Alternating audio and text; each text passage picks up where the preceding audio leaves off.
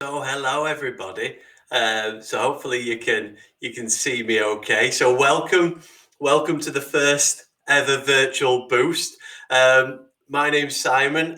Thank you for everybody joining. Hello Sarah. Hi everybody. Can you just let me know first of all that you can hear me and see me okay? Probably more about the hearing than the seeing. Just in the chat box, just say yes, yes, yes. Hello Charlie. Hello Vicky. Hey Sarah. Hello, everybody. Well, thank you. Thank you. Hey, Rizman. Lovely use of the hashtag already. So, hey, Perrin. So welcome, everybody.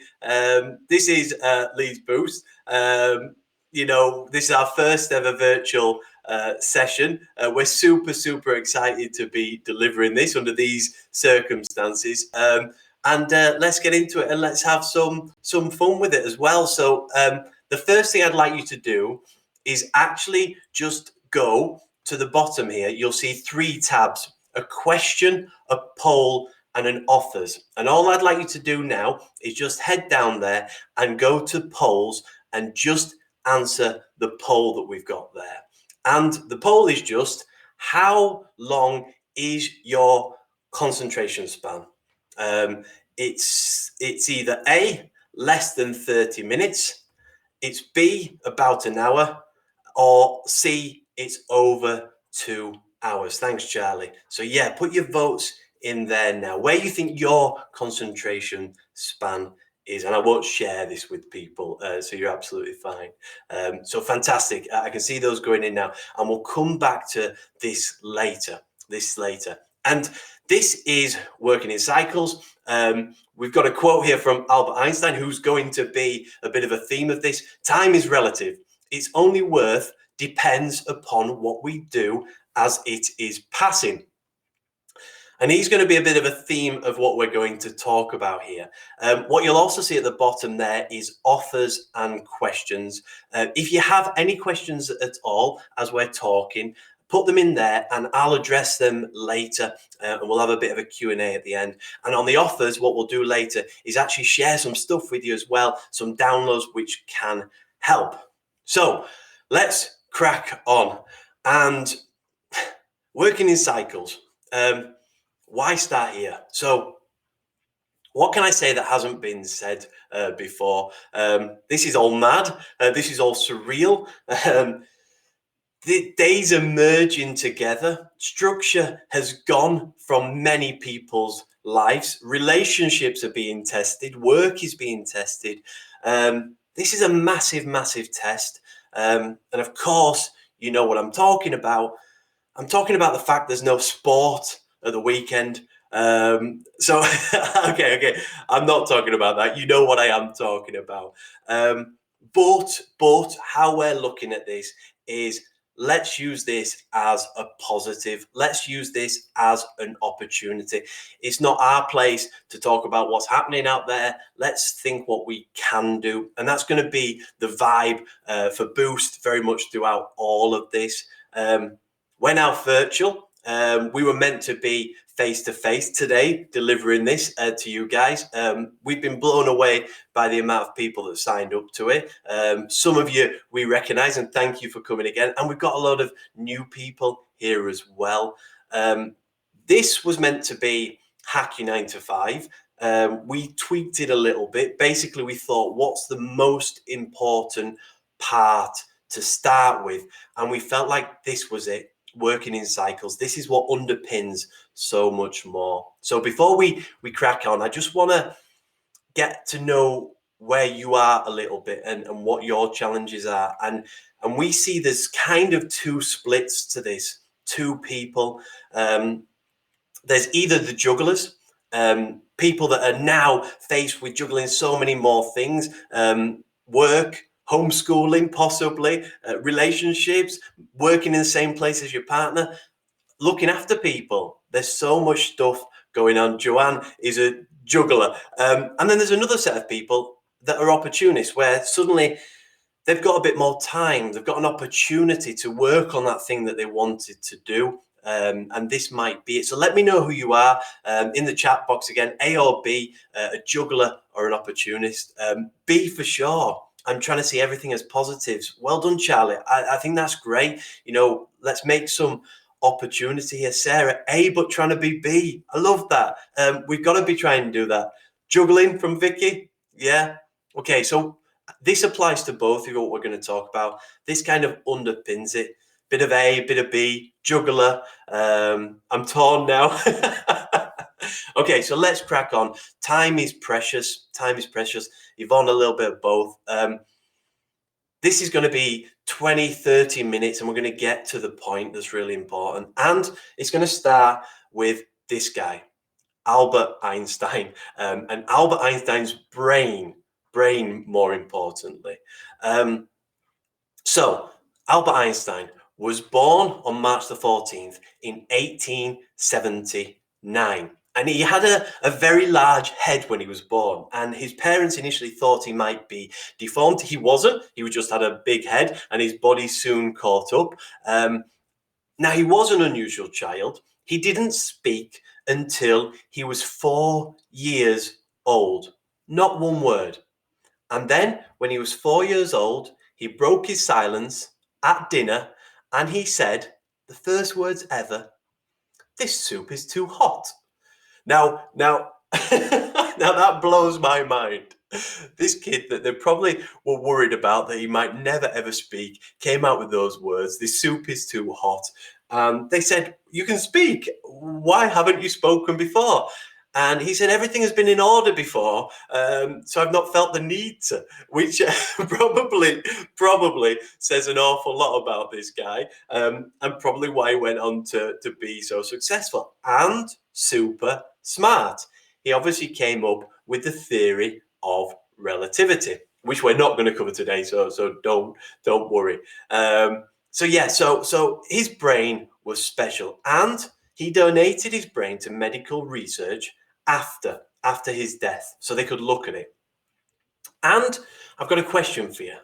Do you think Einstein's brain is bigger or smaller? So do you think you have a bigger brain than Einstein? Yes or no? Yes, you think you have a bigger brain. No, you think your brain is smaller. Throw it in the chat now. Yes, you think you've got a bigger brain. No, probably the same. No, the same. No, smaller. No.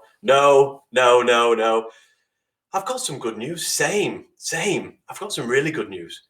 Your brain is actually bigger than Einstein's. It's actually a whopping 13.8% bigger than Einstein's brain, which is phenomenal. He had an unusually small brain. But what he did is he knew how to use it to get the very, very best out of it. And that's where we're going to focus our activity now, is how can we really get the best out of our brain. Now, I just want to look at the poll result and see what it came in as. So 81% of you say about an hour, with 20% saying less than 30 minutes, and nobody saying over 2 hours. Okay, really interesting. So the average time we can concentrate on anything for is 20 minutes. 20 minutes. And that's been scientifically proven that this is how it happens. The maximum we can concentrate anything on is 90 minutes. That's the maximum, not the average. The average is 20 minutes. And this is scientific research that has done this. Now, the brain is the biggest organ in the body, and that's debatable with some people, but it uses up 20% of all of our energy just to think. 20% of all energy just to think. And then after that period, up to 90 minutes, what happens is it needs a rest. It needs a minimum of 20 minutes to rest. Now, everyone is different, and that 90 minutes is not linked to smartness. It's not about how smart you are. Everyone is just different.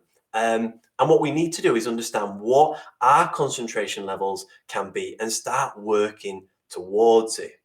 And this brings in cycles, which is what this is all about, and introducing cycles.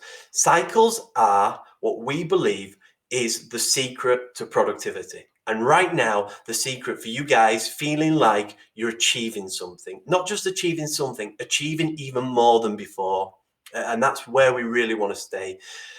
Now, the problem is work, or should I say our legacy to what we think about work. Work is not time. Work should be output. And this now in our current setup is more important than ever. This isn't about just spending hours doing something, it's about doing something well.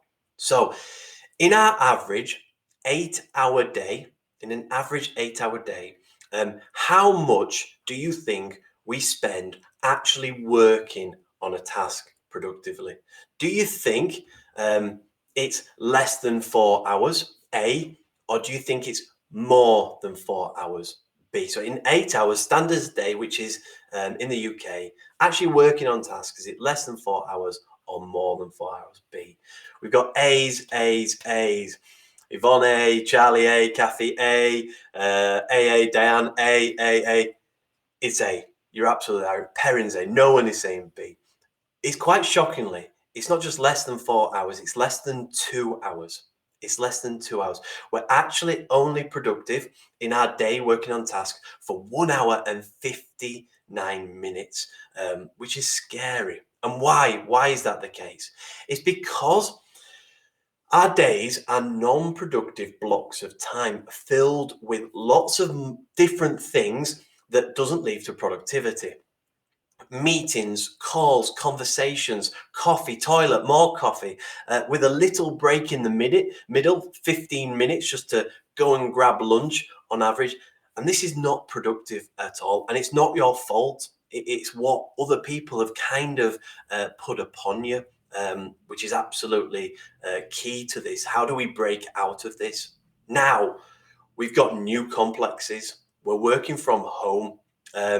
This brings new challenges, or does it bring new opportunities? So you don't go to work anymore. You don't sit there for X amount of hours. So work isn't hours anymore. It isn't someone watching over you either. And this is a really good thing because you're in control of this now.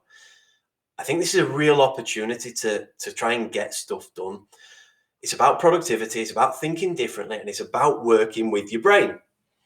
And how do we do that? How do we do that? And this is where we introduce cycles. So what is a cycle? A cycle is split into 3 parts. The first part of it is plan. The next part is do, and the next part is break. What is this? The first part, the planning part, is what do you need to do to be prepared for the task you're about to do? Is it that you've got to get through some emails? Is it that you've got to have some conversations? Is it that you've got to understand the brief of the thing you're about to work on? And is it that you really understand what success is and what you're about to do? When you're ready with that, it's about going into the doing phase. Now, the doing phase is about actually single tasking, working on one thing, not having 2 things, 3 things going, no emails, no phone, no distractions, just focusing on one task. And as we know, a maximum of 90 minutes. But to be honest, it should be a lot less than that. It could be 20 minutes, it could be 60 minutes, whatever's right for you. And then the final part is break. This is your reward. This is going for a walk, having a cup of coffee, whatever it is. In our house, the quality streaks have come back out. It's some sort of war rationing, whatever it might be, just whatever you're going to be excited about, that's the time to do it.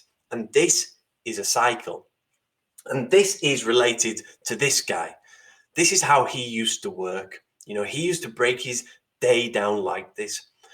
When he was asked about planning, Einstein asked about planning, he was said, if you only had 1 hour to solve a task that was critical to your life, how would you approach it? And he said, I would have 30 minutes analyzing the problem. I would have 20 minutes planning the solution, and I would have 10 minutes executing it, which just shows you how structured that is and how important that planning start is. And then on the doing side of things, he was passionate about focus, absolutely passionate about focus. He quoted himself, I'm like a crocodile, allowing myself to be roasted by the sun, never seeing a newspaper, and not giving a hoot about the so-called world. He was absolutely laser focused. When he was working, do not distract me. And he even put that into a marriage contract for one of his wives, which I don't recommend that for anybody doing that whatsoever. But it is, I'm working on this, and this is the only thing I'm working on. And then breaks at the end of it. So important. His walks were sacred. He would go for a walk every single day, the same route again. And there's loads of evidence that walking can boost memory, creativity, problem solving. And actually, we've got another mini masterclass coming up, which is just about that, about working on big tasks in a totally new creative way. It's called Head Start. It's coming up in about a week or so. But the long and short of it, you've got to get excited about these slices of green. You've got to be excited about it. You're sitting down to work on something. You've got to be excited about the break at the end of it. And that's a cycle. And the key thing is now is how do you put these into your day? So you take a cycle and then you drop it in there into your day. Now, the great thing is about these are much shorter than they were. Here is an example with a cycle in the morning and then a cycle in the afternoon. And look at all that space around it, now to do other things, which is absolutely critical. And, is that getting more stuff done? Yes, it is. So on average, less than 2 hours here on these cycles. This is 3 hours worth of work in 2 cycles. And can you put more in there? Yes, of course you can. Here's another cycle in there as well. And now we're looking at 4.5 hours worth of work in a day. So you could have the next day off after working like this if that's what you wanted. Don't tell people I told you that. But in all honesty, I am being a little bit serious there, because this now more than ever is about balance. Absolutely about balance. You need to get that balance. When am I working? When am I not working? When am I feeling like I'm achieving something? And this is it. This, I feel, is the first step of achieving that. And there's lots of other things, but this is the first step. And how to get started, just try one cycle.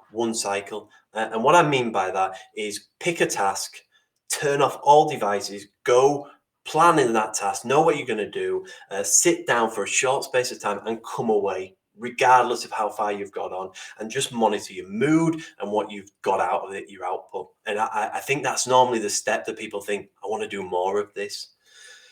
Make sense? Hopefully that makes sense. So the other question that often gets asked here is, what's the best time to do these cycles? Some people are early birds, some people are night owls. So let me know what you are. I'm glad that makes sense, Joanne. What is the best for you? Is it A or B? Are you an early bird or a night owl? And people say there's different things about creativity. Charlie is an A, early bird. Sarah is a B. Diane's an A. Yvonne's an A. Joanne and Mark are A's. Joanne's early bird again. Darren's B. Risman B. So we've got a mix here. Kathy's B. Perrin's B. That's funny. All the A's came in first and then B's came in after. I don't know if there's any science to that.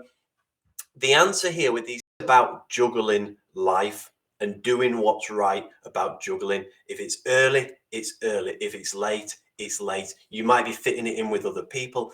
It doesn't matter.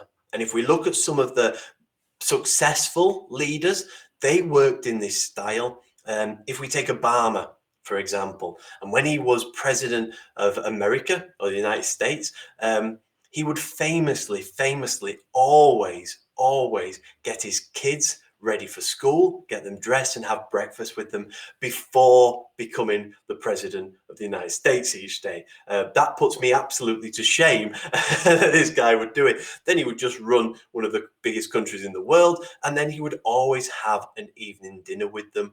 Before then, what he would do is another cycle late on in the Oval Office, often there till 10 o'clock at night, just getting ready for the next day, just getting prepared to go again. So he was a night owl. Someone else, a very different one, Winston Churchill. He was an early bird, but in a very, very different way. And some people might like what I'm about to say now.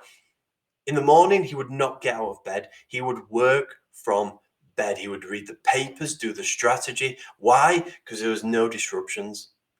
He couldn't have people grabbing him for a word and things like that. He would then have afternoon with his family. And then in the evening, surprisingly, just like Obama, he would also do a cycle as a choice to get in front for the next day. But look at all that time in the day around it. The truth here is there's no right and wrong. No right and wrong. It's about balance. The only wrong is if you are sitting down to work and it's more than 90 minutes, more than 60 minutes, and working on multiple things, you are not being productive. Now, the other thing that comes with this is possibly a feeling of guilt, i.e., well, look, I don't look like I'm working as much now. It can't come with guilt. You are working smarter. You are getting more done. This is the way forward, and it's measured on output. And actually, there's an opportunity here. There's an opportunity without that monitoring, that we can actually do that. So take it on board. Now, if you're like us, we are homeschooling as well. Now, these words, I can't believe I'm saying these words. So what it means is there's a lot of Lego kicking around our house, so we're quite fortunate there. But it lends itself to this cycle as well. We love the Lego. It's really good for planning out your day and doing it in these blocks. So this is what I've got here now in front of me. And this is my day that I'm actually working to. And each one of these blocks represents 30 minutes of time. So on the morning here, I'm getting up and I'm doing an hour of planning nice and early. Then I'm doing an hour of doing the jobs, and then I'm having breakfast with the kids there, that rest. And then I'm doing it again, the planning shorter now, then the doing, and then a bigger block of rest afterwards. And this is what's keeping me sane at the minute. Working to this. This is this structure that I need, and I do feel like many other people need as well. But it's not a structure that feels hard. It's a structure you're excited about, a structure that thinks, yes, you know what, this is going to be a good day. I'm going to see the people I need, spend time with the people I need, and get stuff done, more stuff than normal. So a bit of homeschooling tips as well there for you now. And this guy as well, Einstein, he was also famous for working in this way. He would actually work in the morning. He had a job. I didn't know he had a job, and my research has led this. He worked at a Swiss patent office, and he would do that in the morning in 4 hours to get it out of the way. And then he would spend the afternoon doing the fun stuff, which AKA the theory of relativity. So what could we achieve here if we put our minds to it? And even better, he would also sleep for 10 hours every single day. 10 hours every single day. So if anybody is telling you that sleep is not productive, send them my way, drop my email, whatever it might be. It's all about this balance. It's all about this balance. And start now. We don't know how long we might be in this situation, so we can get some really good skills that we can take forward and help us massively before. Whew, a lot of talking there. We're nearly through, so thank you for listening. Just to summarize, what have we got here? So, if you're not splitting up your day into small chunks, you're not being productive, and you probably don't know it. You're probably rereading that again, rewriting that email. It's taking 3 or 4 times as long as it should be. Designing that again and moving things around the page. You just don't realize it. Why is this the starting point? Well, I think this is step 1 of getting that balance. We can build upon this. But if we don't get a reset now, we're going to go into a very stressful time of feeling like we have to work and struggling for a number of reasons.